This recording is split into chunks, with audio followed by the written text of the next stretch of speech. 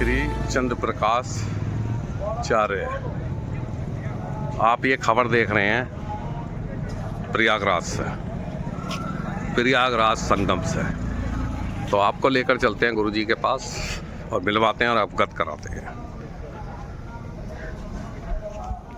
Hello दोस्तों, कैसे हैं आप? बढ़िया होगे, स्वस्थ होगे और जहाँ भी कहीं होगे दोस्तों अपने कार्य पर और अपने स्थान पर व्यस्त होगे। आप देख रहे हैं Bharat news TV Uttarakhand and Uttar Pradesh को। तो बने रहिए, देखते रहिए Bharat news TV Uttarakhand and Uttar Pradesh को। तो ये खबर आप देख रहे हैं सीधी प्रयागराज महाकुंभ से। बने रहिए। तो गुरुजी के पास चलते हैं, आपको दिखाते हैं और उन्होंने से अवगत कराते हैं और देशवासियों को कुछ संदेश देना चाहते हैं। यहाँ के डीएम साहब को संदेशा देना चाहते हैं। तो मिलते हैं, मिलवाते हैं गुरुजी से। तो चलिए गुरुजी के पास। आप देख रहे हैं Bharat news TV Uttarakhand and Uttar Pradesh को। ये खबर अपडेट निकल के आ रहा है प्रयागराज महाकुंभ से।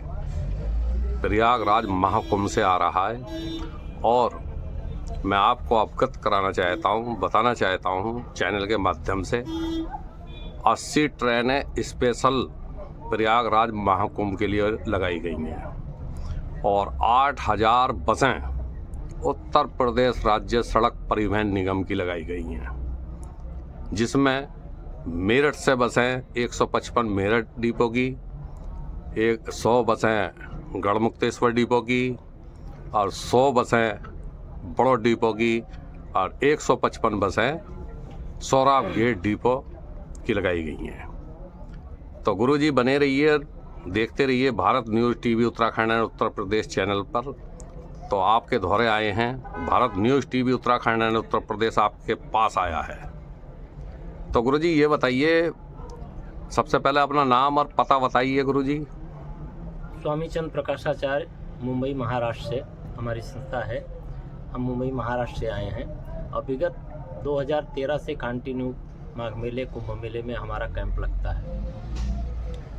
गंगे तो दर्शनार्थी मुक्ति, भगवती पतित पावनी माँ गंगा के दर्शन मात्र से ही व्यक्ति की मुक्ति प्राप्ति होती है। मुक्ति के साथ साथ सभी की श्रद्धा होती है कि हम संगम में आएँ तो यहाँ पर 1 रात्रि 2 रात्रि निवास करें और माँ पतित पावनी भगवती गंगा जी के दर्शन करने के उपरांत वहाँ पर श्रद्धापूर्वक हम स्नान भी करें। हमारी केंद्र की सरकार, राज्य की सरकार कुंभ माघ मेला प्रयागराज के लिए बहुत बढ़ चढ़ के प्रचार किया। बहुत अच्छा लगा।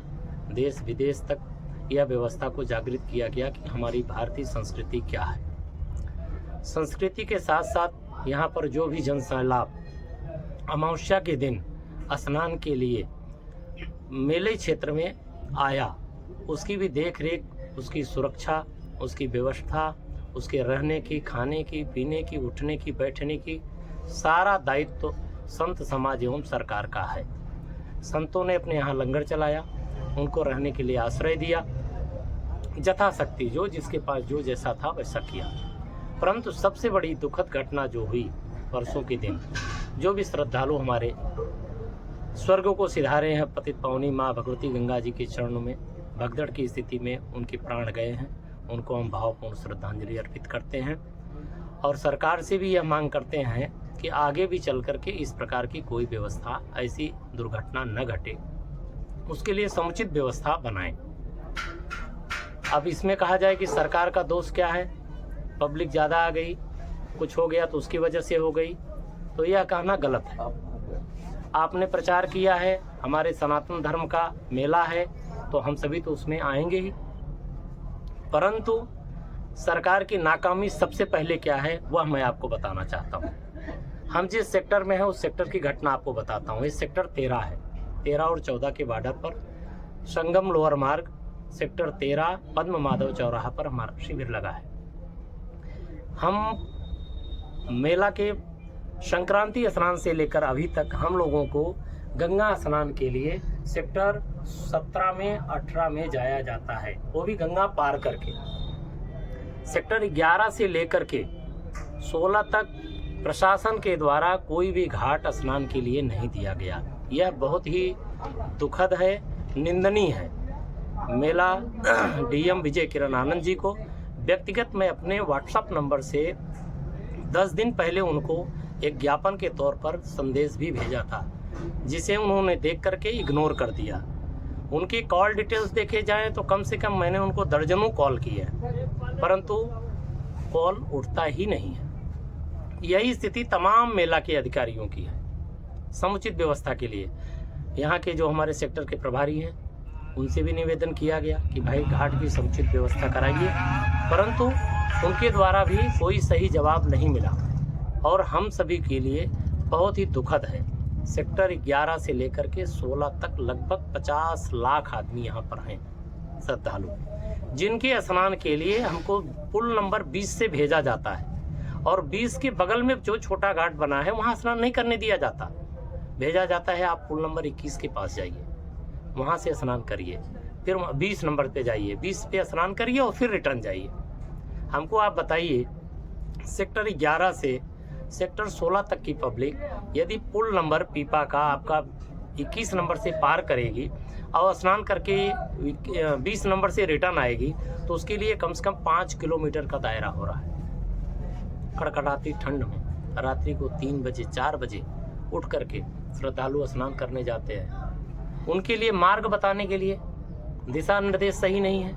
बाहर की हमारी फोर्स है। मैं समझता हूँ कि लोकल पुलिस पूरे मेला को नहीं संभाल सकती है, लेकिन एक गाइडलाइन तो ऐसी होनी चाहिए। जैसे आप ले लीजिए भोले भटके का शिविर, भारत सेवा दल, हमारे जीवन काल का अंत होने को आ गया है। हमारी उम्र इस समय 50+ हो गई है। अब तक का मेला का दुर्भाग्य है कि यहाँ पर भोले भटके का बाजा नहीं है, जिससे खोया पाया केंद्र मीडिया के द्वारा जो बनाया गया है इलेक्ट्रॉनिक मीडिया, वो सबके हाथ में नहीं है। आज भी हमारे देश की 30% आबादी जो 500 रुपये 1000 रुपये का मोबाइल लेके चलती है, तो वो इलेक्ट्रॉनिक मीडिया के माध्यम से क्या संदेश प्राप्त करेगी। भारत सेवा दल द्वारा जो भोले भटके का बाजा आशा एंड कंपनी का लगता था पूरे मेला में, उससे खोया पाया केंद्र से बहुत लोगों को बड़ी सुविधा मिलती थी। वह सारी व्यवस्थाएं मेले में नहीं दिख रही हैं। प्रशासन ने मेले में जो भी व्यवस्था दिया है जमुना पार वीआईपीओं के लिए, नेताओं के लिए और साथ में फिल्मी जगत जिसको नचनिया कहा जाता है, उन लोगों के लिए, और हमारे यहाँ के अखाड़ा परिषद के अध्यक्ष जी, महामंडलेश्वर, जितने भी बड़े बड़े धर्माचार्य हैं, वो सब भी उसी कृत्य में मस्त हैं। उनकी व्यवस्थाएं तो समुचित कर दिया सरकार ने, उनको संसाधन दे दिया, उनको गाड़ी का 10-10 पास दे दिया गया, उनको होटल लगा कर गाड़ियों को लेकर के टहल रहे हैं मेले में।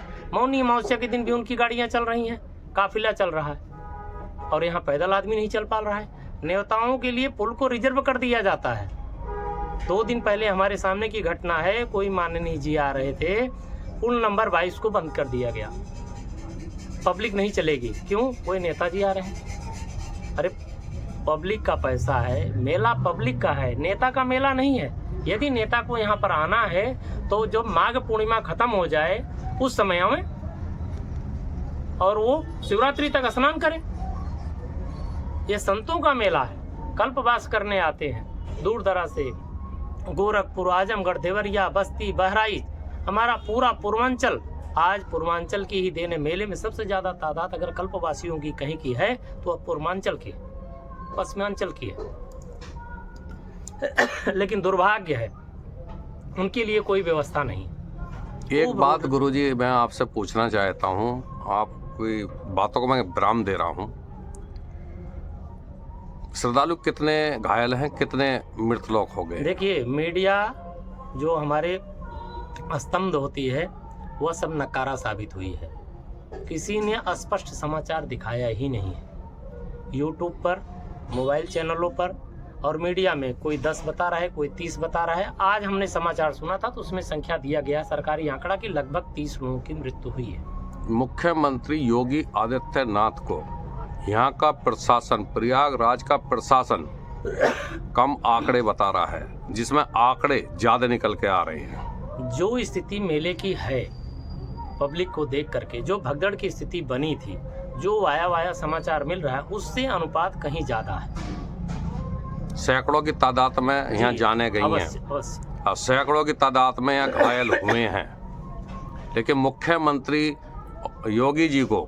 योगी आदित्यनाथ जी को यहाँ का प्रशासन कम आंकड़े बता रहा है।